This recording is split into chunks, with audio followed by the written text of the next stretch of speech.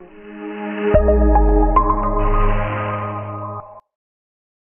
humor dynamics. Now we have seen that the ciliary body produces the aqueous humor. From the pars plicata, it goes into the posterior chamber from which it enters the pupil. We know that the pupil is the connection between posterior and anterior chamber. Then from the anterior chamber, it goes into the angle of the eye, from where it is drained into the trabecular meshwork. Now what is the trabecular meshwork? It is a collagen meshwork. All of these are collagen sheets with fine holes between them for the aqueous to drain. That's the trabecular meshwork, which further drains into the Schlemm's canal and finally into the episcleral veins. Let's just revise with the help of this picture over here. Now, this is the ciliary body that's producing your aqueous humor into the posterior chamber. Okay, from this posterior chamber, this blue arrow indicates your route of drainage of aqueous humor.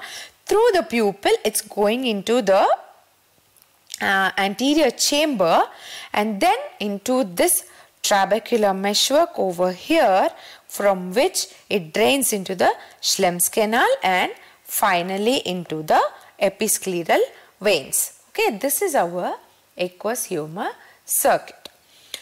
Now, we have to know this because we have an important condition called glaucoma. And there are two types of glaucomas, angle closure glaucoma and open angle glaucoma. When the angle of the eye is blocked, you will call it the angle closure glaucoma. Let's try to understand over here. Let's imagine that this is the cornea, okay, and this is the sclera. This is my iris. This is the ciliary body, okay. Please excuse my drawing. This is my iris. This is the ciliary body. Now, and the angle formed at this place over here is the angle of the eye, and that is where my trabecular meshwork is located. However, if my iris moves forward like this or like this angle is going to become narrow down, and in that case I am going to call it angle closure glaucoma, as you can understand from its mechanism.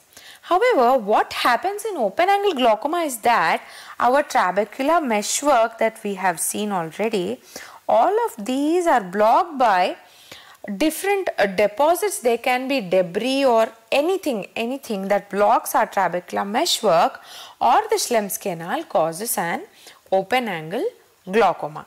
I hope this concept is clear, angle closure and open angle glaucoma.